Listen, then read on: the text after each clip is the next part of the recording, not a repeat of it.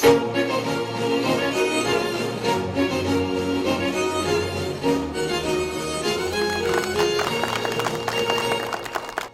سرای همدلی رغم صدها مشکلی مادری صدق و صفا بگشاده از برای خدمتت آماده ای وطن با تلاش پیشوای تاجیکان اعتبارت می رود تا آسمان ای وطن ای وطن ای وطن